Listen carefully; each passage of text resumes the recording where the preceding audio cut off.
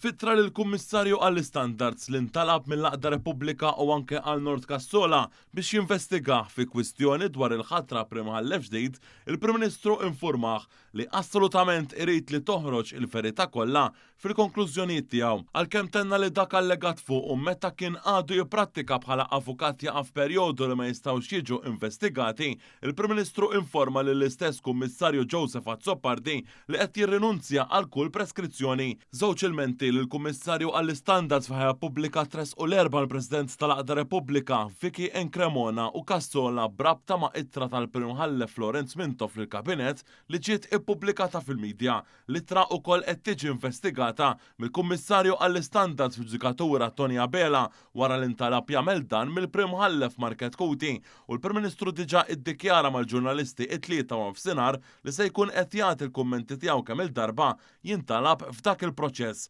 Repubblika li tħaddan ukoll li Robert Aquilina u Jason Azzopardi fost oħrajn insistiet biex il-Kummissarju investiga lill Prim Ministru l-aħħar minn sensiela ta' attakki mill-fazzjoni estremista fiħdan il-Partit Nazzjonalista l-istess għamel Arnold Kassola. Sa tant f'kummenti mal-ġurnalisti barra il-Parlament l-erba' wara nofsinhar il-Prim Ministru sostna l-verżjoni tal-fatti dwar dan il-każ se jagħtihom fil-mument opportun quddiem il-Kummissarju għall-Istandards. Il-verżjoni tal-fatti kif verament ġraw, inkun nistantija lill-Kummissarju għall-ħarsien tal-Istandards ġewwa dak l-uffiċċju b'rispett ukoll lejn l-etika li rrid inżomm lejn il-membri tal-Ġudikatura. Tant kemm jien m'għandix naħbi li waqqajt id-difiża tal-preskrizzjoni u ħaniftaħ lil innifsi għal investigazzjoni sħiħa ħalli mbagħad bl-eventwali rapport ta' dik l-investigazzjoni niġi ngħaddiwlek Francesco dak li l-bieraħ għamiltu ġurnata trednu fuq Net News. Nurikom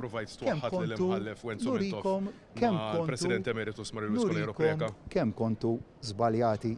Dr. Abela tenna l-oppożizzjoni qed tipprova tasar kapital politiku minn għażla ta' irwol kostituzzjonali. Erġajn 24 sija oħra li għaddew mill-bieraħ u l-oppożizzjoni għadha ma ġietx pożizzjoni dwar in-nominat jew in-nominata tal-Gvern biex tokkupa jew jokkupa l-kariga ta' Prim Imħallef. Jiena nemmen hemmhekk illi din hija domanda li tidu saqsuha għaliex il-punt ċentrali u evidenti li l-oppożizzjoni qed tiddilunga biex tuża dil-ħatra bħala ballun politiku qed joħroġ ċar ma' kuljum illi jgħaddi u ħanibqa' nappella u ħanibqa' ninsisti illi l-oppożizzjoni tgħid iva jew le.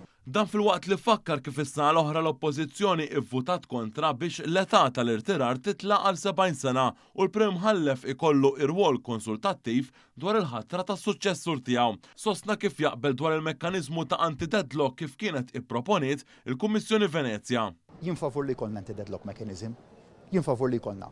Ħaniddikjara b'mod mill-iktar ċar u nemmen li dik hija waħda mill-emendi li l-Partit Laburista għandu iressaq il-qoddim. Kien għan nobli illi lura fl-2020 neħħejna il-maġġoranza sempliċi fil-ħatra ta' Prim Imħallef u imxejna għaż-żewġ terzi. Però l-Kummissjoni Venezja kienet qaltilna b'mod ċar illi żewġ terzi kellhom ikunu wkoll madut magħhom introduzzjoni ta' anti-deadlock mechanism illi meta inti ma taqbilx wara numru ta' tentattivi allura mbagħad ikun hemm mekkaniżmu li jiżblokka kif għamilna fil-każ tal-kariga tal-Kummissarju għall ħarsien tal-Istandards fil-ħajja pubblika. U nemmen illi llum aktar minn qatt qabel l-introduzzjoni ta' dak il-mekkaniżmu qed hemmhekk.